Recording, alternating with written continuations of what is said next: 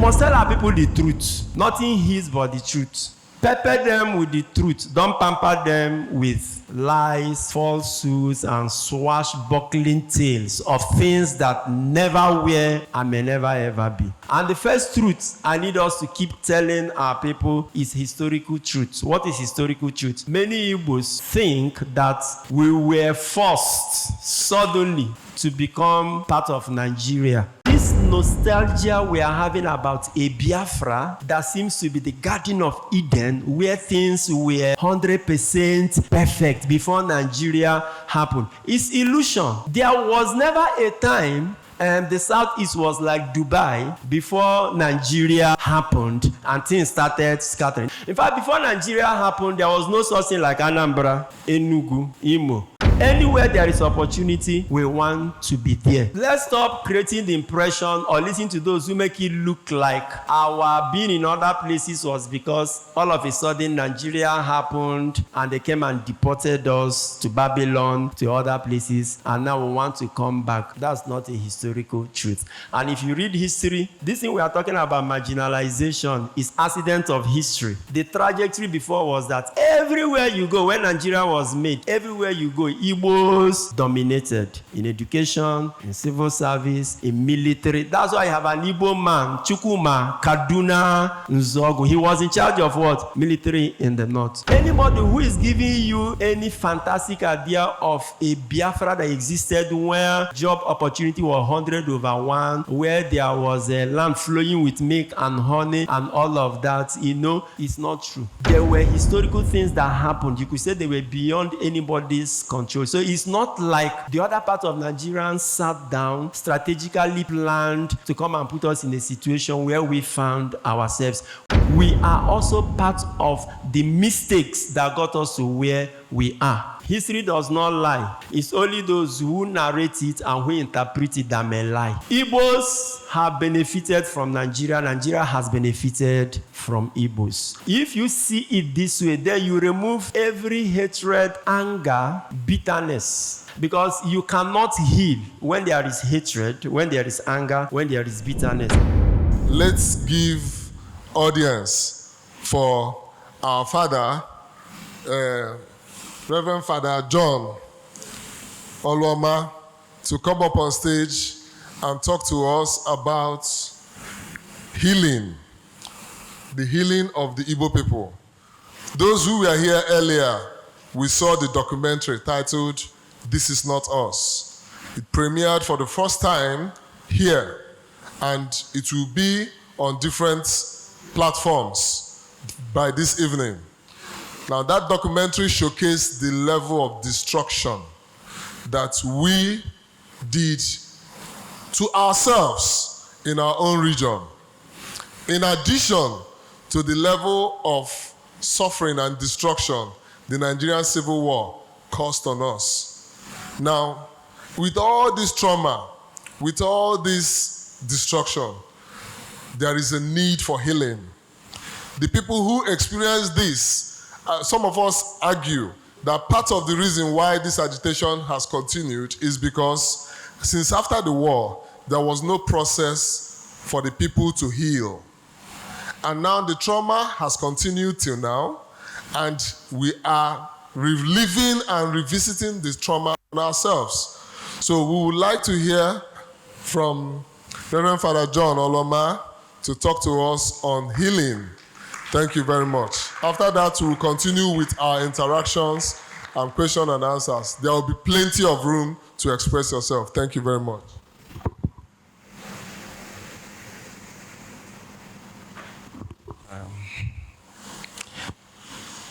Okay, I wanted to say praise the Lord, but this is so Igbo Kwen. Igbo Kwen. Kwezono. Dr. Nelson, I don't know why people gave me the topic healing. Is it because I'm a priest? So let me begin with a story. That's what we do. An Igbo man accompanied his friend to a burial in one part of Nigeria. It's a story. In fact, he said he went with his other friend from the north, one from the southwest, a Yoruba, And then they went to this burial somewhere in the south. So when the corpse was to be lowered, they discovered people putting money and other things. And somebody there now told them, put money. And they were like, why are you putting money? They say it's their custom here, their tradition, that when you are burying somebody, you put money so that the person will have something as he journeys to the other world. So the Hausa guy put 100,000. The Yoruba guy put another 100,000. And that's 200,000. Then they told the Igbo guy, well, he brought out his checkbook and he wrote 350,000, put it inside a casket and removed the 200,000 that his friends put and put in his pocket. And they say, Oga, what is the problem? He said, my friends contributed 100,000. I contributed 150 to make it 350. So I wrote a check for him. You know, there are armed robbers on the way, so it better he goes with the check so that nobody will rob him.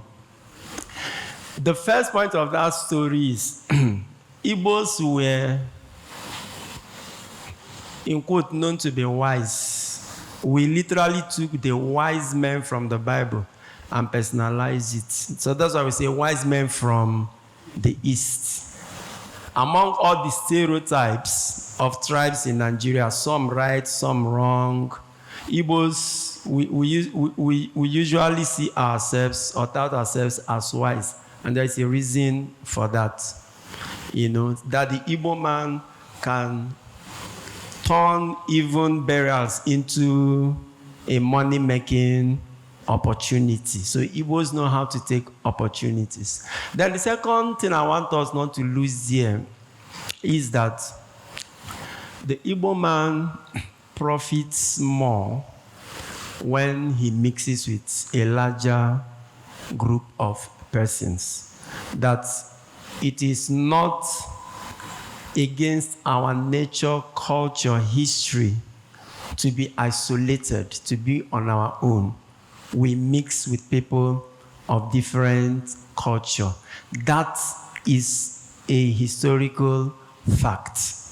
Any other thing that happened in history are what you may call circumstances beyond our control. The circumstances within our control is that we intentionally, deliberately mix with other people. The first time I came very close to the Civil War and all of its anguish was when I read Half of a Yellow Sun by Chimamanda. And to be honest with you, today I have not completed that novel. I got to a particular point. I couldn't contain it. I left it. I know that war is not our problem, I can tell you. Those who experienced that war, many of them have moved on. I can say that as a tribe, we have hid from that war. But for some reason, misinformation, propaganda, we go and open up the wounds again and then make us susceptible. So, talking to us about healing from whatever trauma, I will say that the first thing that we need to heal, if anybody is still carrying the trauma of that war, the first thing we need is the truth.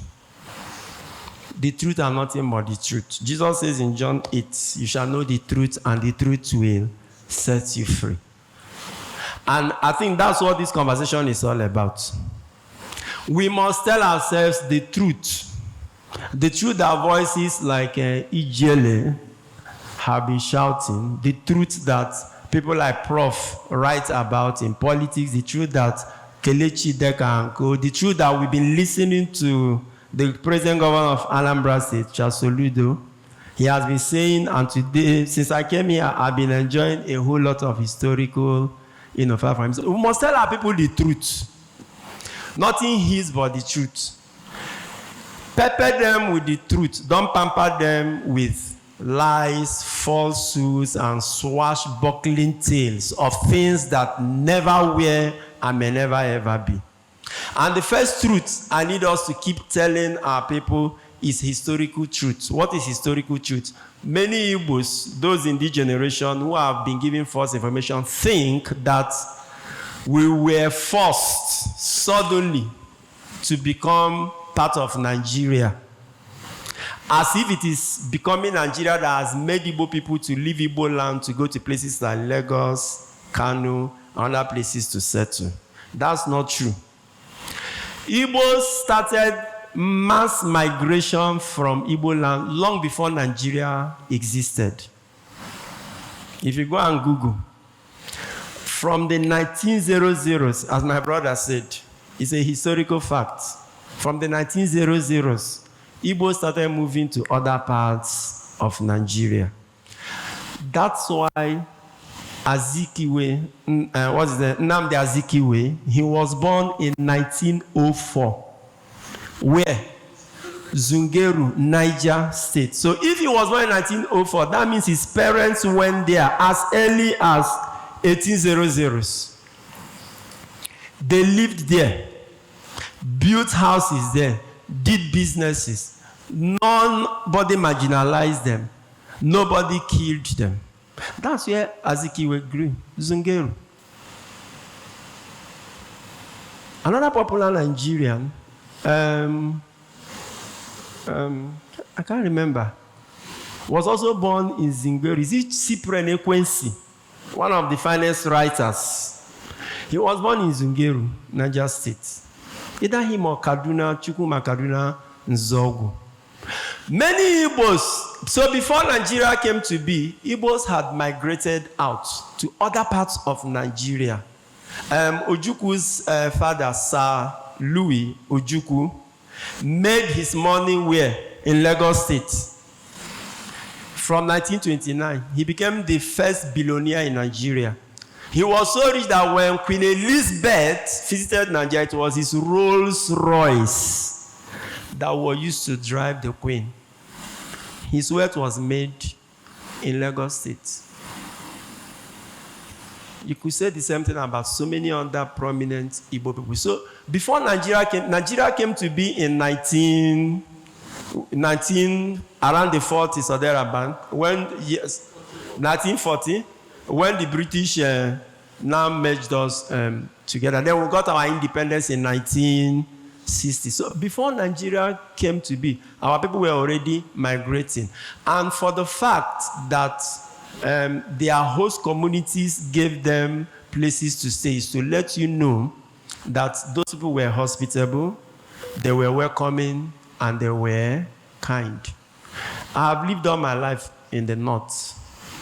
I grew up in the north, schooled in the north, lived with them, and all of that.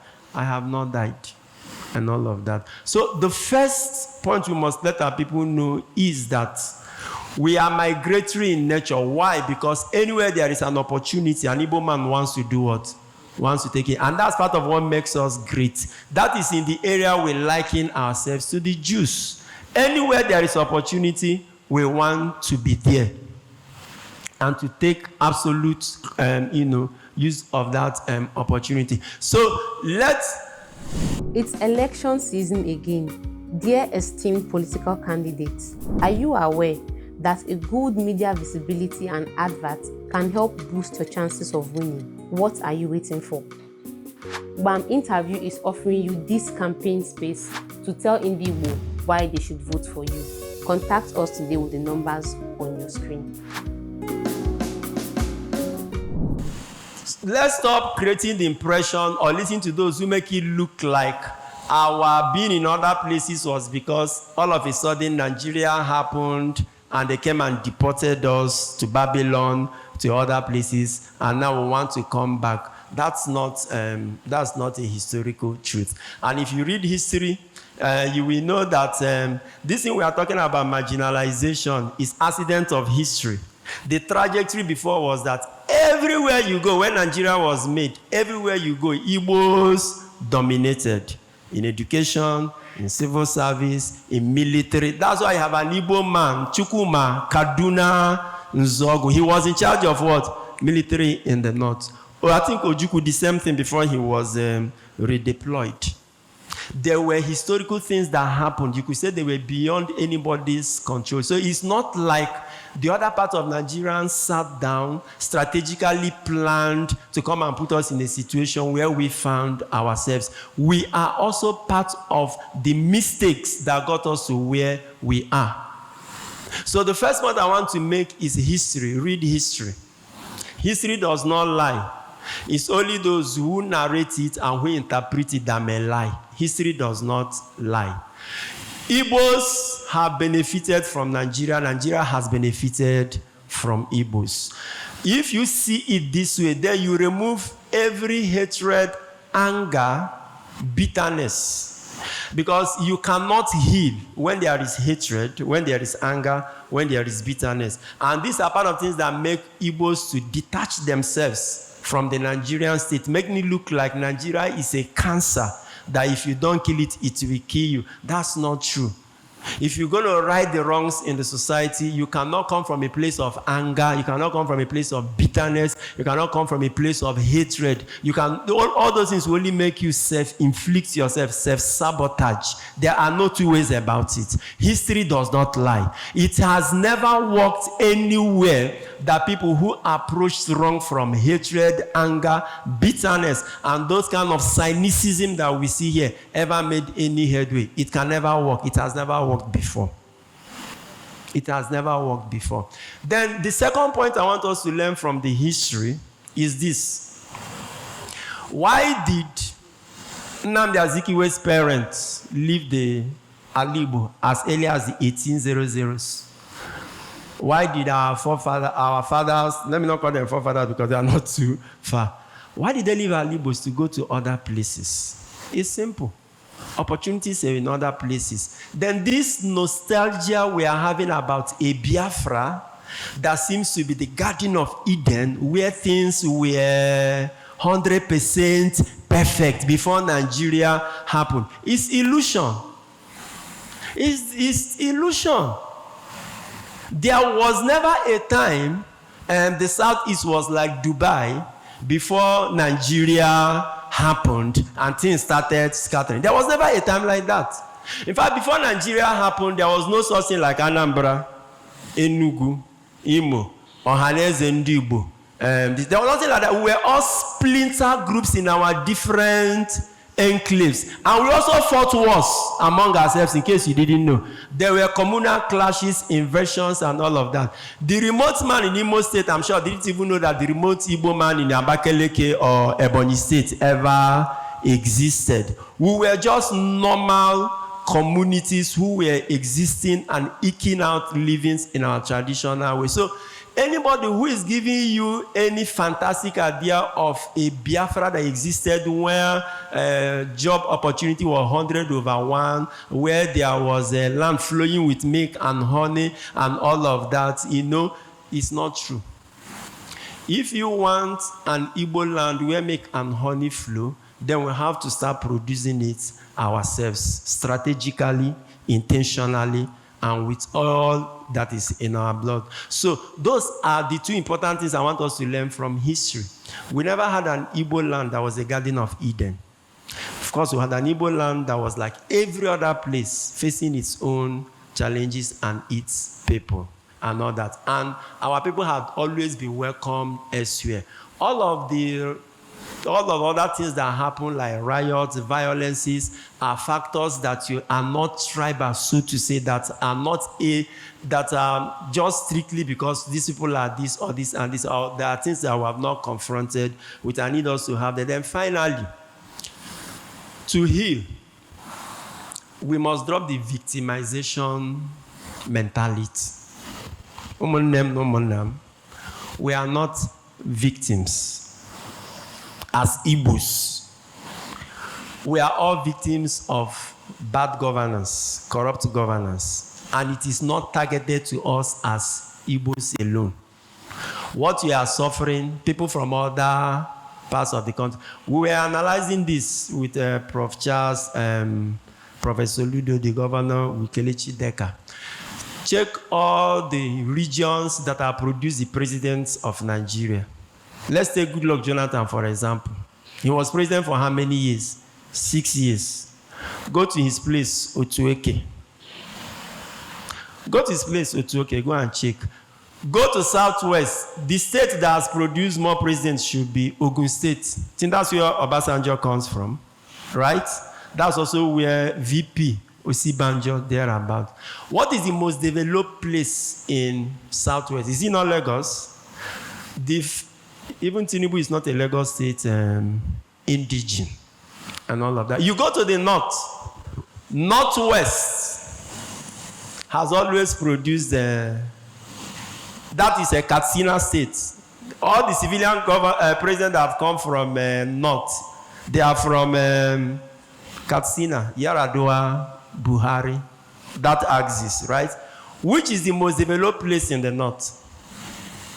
It's Kano. Yet, what is development in this is compared to the place. So, we are not victims, specially targeted. We are all suffering the same thing that other persons are suffering in other places. So let us define the problem and tackle it than having some illusion about certain things from tribal or ethnic perspective. If we do that, that is actually going to remove our focus from what should be. So we should start having this victimization mentality. We should stop having this victimization mentality. Yes, in politics, there may be problems with appointments and all of that. We do understand that. But please look beyond that, and you will see that the people that have the juiciest appointments, it does not translate into development for their people. Don't let politicians use it to fight their battle. Don't let politicians use it to fight their battle. Any place where appointment comes, the immediate beneficiaries of appointment may be the immediate family of the political appointee, not necessarily the region where such is coming. But then finally, I just want to reiterate again that hatred, anger, cynicism or cynicism, I don't know how you may call it, bitterness, can never solve any problem. Even if you are marginalized, perceived or real or imagined, once you approach it with hatred or bitterness or with violence, you are the one who is going to suffer the consequences most. And that's why we cannot but ensure that what has happened in the past, is it 10 years, should never ever happen in Igbo land. I wrote something in the past. I said, okay, we were suffering marginalization. I agreed. Then this group of people came that they want to get us freedom, free us from marginalization. I said before the agitation started, yes, we were suffering marginalization, but with that marginalization, Southeast was at the forefront of development in Nigeria. Southeast was the most prosperous part of Nigeria with all the political marginalization because we had peace. We were building houses. At least individual industries were coming up and all that. Tourism in the name of traditional marriages, Christmas returnees from USA, UK, and other parts of the country. Some people, the money they used for 1 year was made during Christmas celebration because of those who returned from abroad. There were people that the next 1 year, what they were going to survive on was what they made during that time. All of these things were happening. Then we had an agitation. Marginalization, it did not stop. The peace we had, it was taken. What we never heard in the Southeast before, what we never heard, that people were killed, communities were sacked, traditional marriages were now happening in Lagos, in Abuja, Haba. This one is not even from frying pan to fire. This one is from AC bedroom to fire. That's the way I'm going to qualify it. So if we want to heal, we must tell ourselves this truth, and we must drop every form of anger, bitterness, violence. We must see ourselves, we are special, we are unique, but we are not superior to any race. We are not a superior race. We are just a unique set of human beings with our gifts, our talents, with our strength and all of that. We have also our weaknesses. We must see that. And a bigger space called Nigeria benefits the Igbo man more than a small place that we will now call our own. So I would say let us join hands together, join our political leaders to ensure that we keep working at righting what is wrong, in the society, but to ensure that please the Southeast, no matter what, retains its first position as the most peaceful state in Nigeria. And that cannot happen if I cannot disagree with Ijele, or I cannot disagree with Tobe, or I cannot disagree with Kelechi Deka without him carrying out a gun and pointing at me. No matter your opinion, no matter your idea, I should be able to disagree with you. That's what makes us Igbos. That's why they say we are Republicans. Okay?